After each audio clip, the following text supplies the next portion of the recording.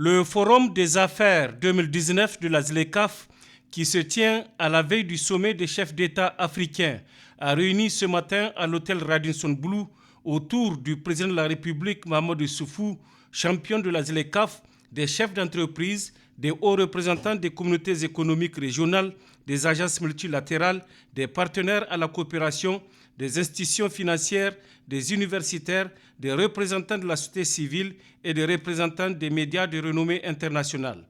Les participants vont explorer les voies et moyens pour les entreprises de mieux se préparer dans le cadre de la ZLECAf ainsi que pour des possibilités qui s'offrent à elles. Des questions pertinentes, notamment les concessions tarifaires, les barrières non tarifaires, la réduction des formalités administratives et le développement des infrastructures pour le commerce intra-africain seront entre autres les questions qui seront débattues au cours de ce forum. Dans son discours d'ouverture et après avoir souhaité la bienvenue aux participants, le président de la République, président hôte du sommet, champion de la ZLECAf, s'est félicité des progrès significatifs enregistrés dans la mise en œuvre du processus pour un marché africain unifié. Le Niger se félicite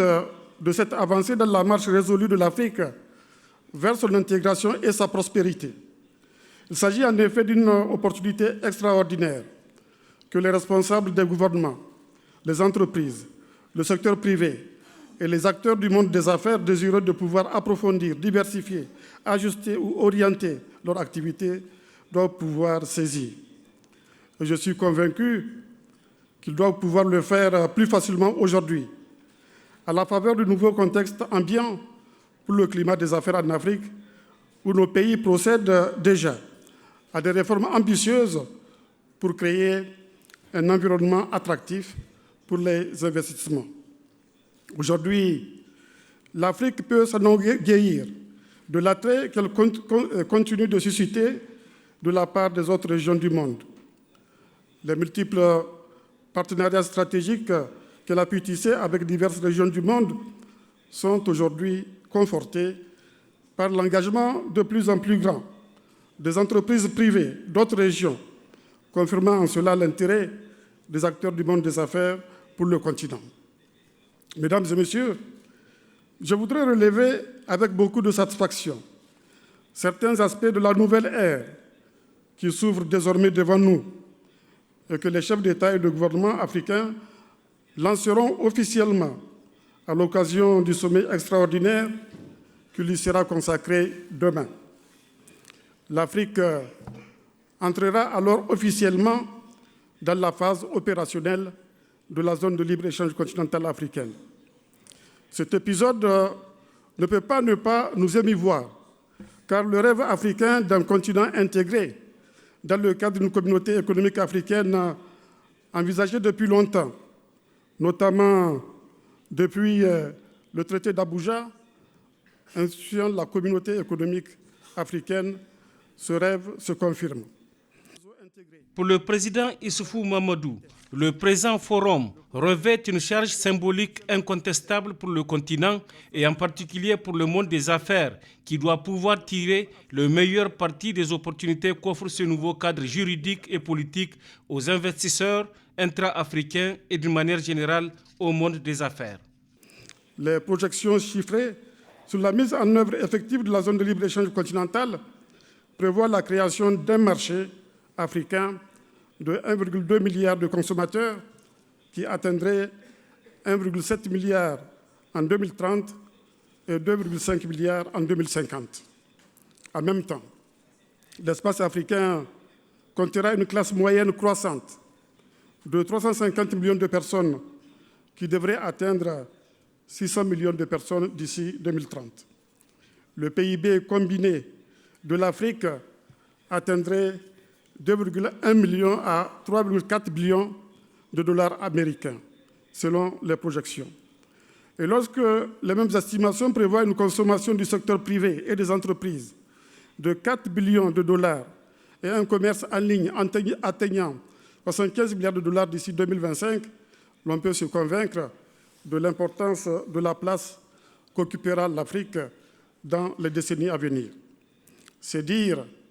tout le potentiel d'investissement et de croissance qu'il revient au continent de mobiliser pour corroborer ces promesses d'un continent riche qui occupera véritablement la place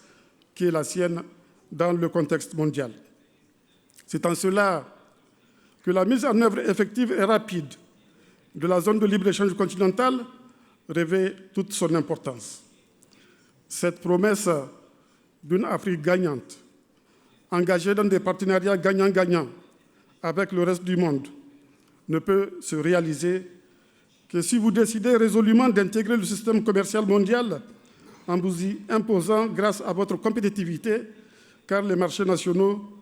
ne seront plus les limites objectives qu'ils représentaient depuis si longtemps. Il vous revient dès lors d'adopter des stratégies d'affaires intelligentes,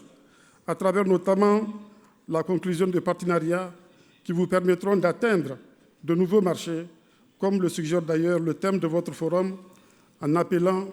au positionnement des entreprises à l'échelle sur le marché de la zone de libre-échange continentale. À l'endroit des chefs d'entreprise et capitaines d'industrie, le champion de la ZLECAf a tenu à partager 4 messages clés pour une meilleure performance des entreprises et pour assurer une mise en œuvre réussie de la ZLECAf. Au regard des responsabilités qui sont les leurs, le gouvernement africain se doit de consentir à toutes les réformes et prévoir les institutions nécessaires au déploiement optimal du secteur privé. Par ailleurs, permettez-moi de rappeler que la zone de libre-échange continentale n'est pas un projet isolé. En effet, le premier plan décennal 2013-2023 prévoit 11 autres projets phares de l'agenda 2063. Le projet de réseau intégré de trains à grande vitesse, le projet de l'université virtuelle panafricaine, la stratégie africaine des matières premières, le Forum africain annuel, le projet d'espace aérien unique en Afrique, le projet de passeport africain de libre circulation des personnes, le projet des institutions financières continentales, le projet du grand barrage d'Inga, le projet de réseau virtuel panafricain, le projet de faire taire les armes d'ici 2020, le projet relatif à l'espace. Incontestablement, il y a des domaines où l'intervention du gouvernement demeure toujours indispensable, comme entre autres ceux relatifs aux infrastructures, à l'énergie, aux télécommunications, autant de domaines pris en compte comme projet phare du premier plan décennal de l'agenda 2063. En tant que champion de la zone de libre-échange continentale, j'ai beaucoup échangé avec les dirigeants africains et je puis vous assurer qu'ils sont tous disposés à travailler étroitement avec le secteur privé dans l'esprit de cette grande initiative continentale. En espérant vivement que la présente session, la première qui se déroule sous l'empire de la zone de libre-échange continentale africaine, va générer déjà les premiers et grands partenariats que nous souhaitons pour le commerce intra-africain. Je déclare officiellement ouverte l'édition 2019 du Forum des affaires de la zone de libre-échange continentale. Je vous remercie. Le Forum des affaires 2019 ZLECAf permettra donc de mettre en évidence les opportunités et les avantages émergents d'un marché en pleine croissance, vaste et attractif, résultant de la mise en œuvre opérationnelle de la ZLECAf.